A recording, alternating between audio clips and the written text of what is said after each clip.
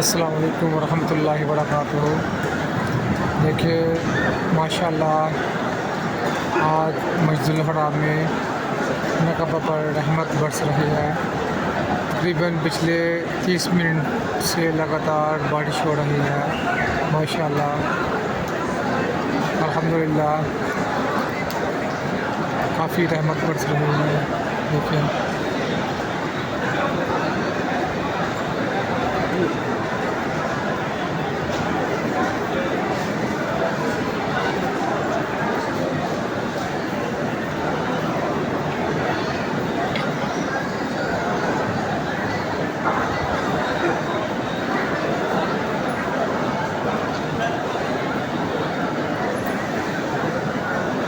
माशाल्लाह से